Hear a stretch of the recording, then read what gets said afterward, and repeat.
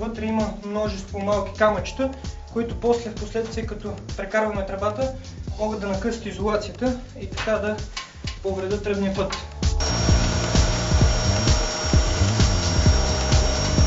В момента слагаме каналчетата, в които ще бъдат скрити тръбите. Значи, те също трябва да бъдат с минимален наклон. Всичко това пак е заради конденза.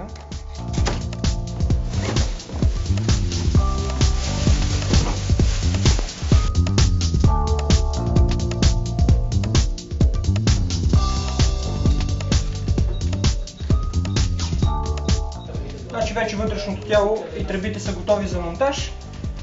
Трябва да минем през дупката отвън.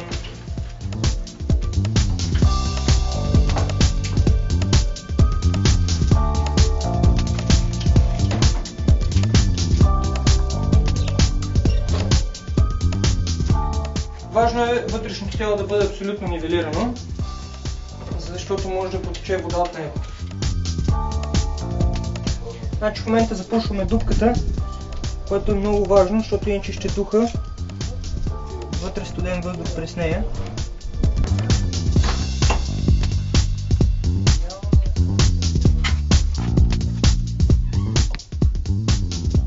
Значи сега ще монтираме тавичката, в която ще се оттича конденза за зимата. Вече цялата система е вързана, вътрешно-външно тяло всичко е вързано и една от най-важните стъпки в монтажа на климатика е вакуумирането. Пристъпваме към пускането на фреона вътре в системата. Иди пусни климатика на 18 градуса на охлаждане, за да премерим консумацията с ампер клещи. В момента замерваме с ампер клещи консумацията и според това, което ни показва, системата работи успешно.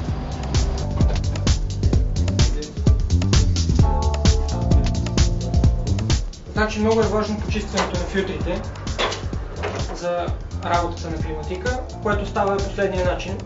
Отваряте капака, както показах, издърпвате филтъра, този и другия, измиват се на хладка вода, изтупват се да няма вода по тях и се слагат пак.